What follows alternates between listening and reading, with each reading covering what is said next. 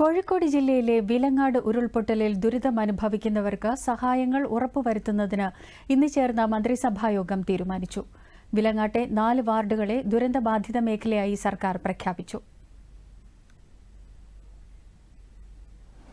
Vilangad 30/7/2024 July 30-ാം തീയതി രാവിലെ 1:15 ഉരുൾപൊട്ടലിൽ ഒരാൾ മരണപ്പെടുകയും 6 ക്യാമ്പുകളിലായി 829 പേരെയും ബന്ധുവീടുകളിലായി 132 പേരെയും മാറ്റിപ്പാർപ്പിക്കുകയും ചെയ്തു. അവിടെ വിലങ്ങാടിലെ ദുരന്തബാധിത പ്രദേശങ്ങൾ നമ്മുടെ സംസ്ഥാനത്തെ മുഖ്യമന്ത്രിയുടെ നിർദ്ദേശപ്രകാരം വിവിധ വിഭാഗങ്ങളിൽപ്പെട്ട വിവിധ വകുപ്പുകളുടെ ചുമതലക്കാരായിട്ടുള്ള ഞങ്ങൾ 6 മന്ത്രിമാർ നേരിട്ട് അവിടെ പങ്കെടുക്കുകയും ചെയ്തിട്ടുണ്ട്. ജില്ലയിലെ ചുമതലക്കാരനായിട്ടുള്ള മന്ത്രി മുഹമ്മദ് റിയാസിന്റെ നേതൃത്വത്തിലും ഞാൻ പങ്കെടുത്തും പ്രിയപ്പെട്ട AK ശശീന്ദ്രൻ മിനിസ്റ്റർ പങ്കെടുത്തുമൊക്കെ വിവിധങ്ങളായ യോഗങ്ങൾ ഉദ്യോഗസ്ഥ തലത്തിൽ സംഘടിപ്പിക്കുകയും ചെയ്തിരുന്നു. എല്ലാ വിധത്തിലുള്ള സൗകര്യങ്ങളോടും കൂടി തന്നെ വളരെ ശാസ്ത്രീയമായിട്ടുള്ള പഠനം ഉൾപ്പെടെ വിലങ്ങാട് സംഘടിപ്പിക്കാൻ ഈ കാലയളവിൽ നമുക്ക് സാധിച്ചിട്ടുണ്ട്.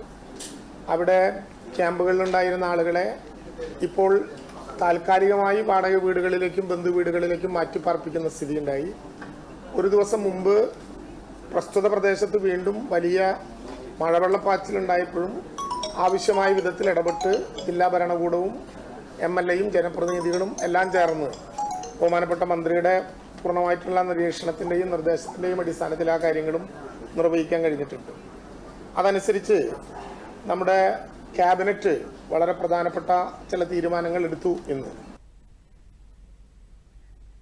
ഈ പ്രദേശത്ത് ദുരിതം അനുഭവിക്കുന്നവർക്ക് അടിയന്തര സഹായമായി 10,000 രൂപ വീതം നൽകും.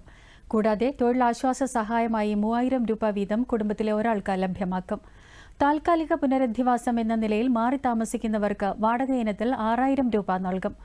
ദുരന്തബാധിത വാർഡുകളിലെ എല്ലാവർക്കും സൗജന്യ റേഷൻ ഉറപ്പുവരുത്താനും തീരുമാനിച്ചതായി മന്ത്രി K. രാജൻ അറിയിച്ചു.